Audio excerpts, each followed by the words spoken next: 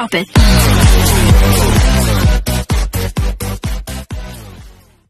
Good day mga ka-sports natin dyan. Narito na nga mga ka-sports ang final 5th set nga kung saan nga mga ka-sports natin dyan ay talagang hindi nga dito bumitaw ang Signal HD Spikers matapos nga silang pataubin ng Choco Mucho sa set 1 at sa set 2. Narito naman sa set 3 at set 4 ay bumawi nga ang nasabi nating Signal HD Spikers at nagtuloy-tuloy nga ang kanilang magandang laro hanggang sa 5th set. At dito nga mga ka-sports natin dyan ay talagang sobrang dikit nga ang kanilang laban sa umpisa. Subalit marami nga nakakapansin na unti-unti na nga nababasa nga ang mga set ni Boss Dinawong at ang kanya mga Spikers nga ay medyo nag-o-off na at sumasablay. Ma-error nga ang Choco Mucho pagdating sa 5th set kung kaya nahirapan talaga sila mga ka-sports natin dyan na humabol nga sa score.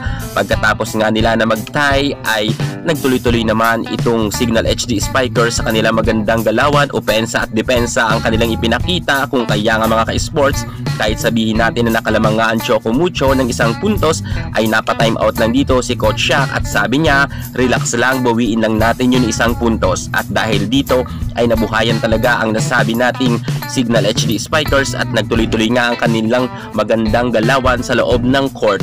Si Meneses, si Gandler, Ces Molina, and Jovelyn Gonzaga pagdating nga sa 5th set ay umarangkada na ang kanilang angking kagalingan at lumabas nga ang kanilang pagkabeterana. At sinabayan pa nga to ni Gandler na kung saan nga sobrang gaganda nga ng kanyang mga services kung kaya hindi nga ito masyado ma-receive nga ng maayos ni Tang Ponce. Dito nagtuloy-tuloy talaga ang swerte ng sabi nating team nga ni Ces Molina at dahil dyan kita kasi natin talaga na palaban si Ces Molina at itong si Vanny Gandler at sinusuportahan pa yan ni Riri Meneses at ni Jovelyn Gonzaga. Hindi nga nakaporma ang Choco Mucho Flying Titans pagdating nga sa 5th set at dito nga medyo inalat na sila.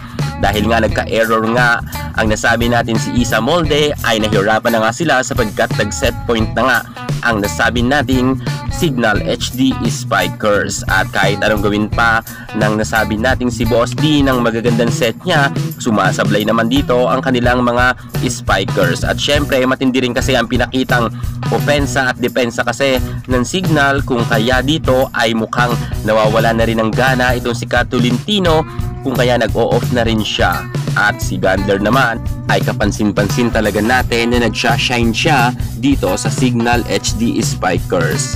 Matindi talaga ang ipinakita nga ng mga magagandang set rin ni Kayuna. Samantalang ito naman si Tang Ponce ay sablay nga sa kanyang floor defense kung kaya madalas nga silang mahulugan ng bola sa gitna at hindi nga yan nakukuha ni Tang Ponce. At higit sa lahat mga ka-sports, tinapos na nga ng Signal HD Spikers sa score na 15 at 10 lamang ang nakuha ng Choco Mucho. At dahil nga kanina sobrang lamang na lamang nga ang Choco Mucho sa kanilang score, sabi nga ni Coach Shaq ay huwag nilang isipin ang mga nagsisigawan ng mga fans ng Choco Mucho, ang intindihin lang daw nila ang kanilang laban sa loob ng court. At ginawa naman to ng maayos ng kupunan nga ni Coach Shaq kung kaya panalo nga sila sa 5th set. At dito naman mga ka-sports natin dyan, nagkasubukan talaga ang mga reyna nga at mga veterana ng Choco Mucho versus ng Signal at nagtagumpay nga ang Signal HD Spikers kung saan nga ay pinataob na nga nila ng tuluyan ang kupunan nga ni Cici Rondina at ni Boss Dinawong. Syempre babawi yan si Boss D sa next game. Sa ngayon panalo nga ang Signal HD Spikers. Congratulations muli sa Signal. Yan muna ang pinaka-latest natin sa mundo ng volleyball. Thank you so much. God bless.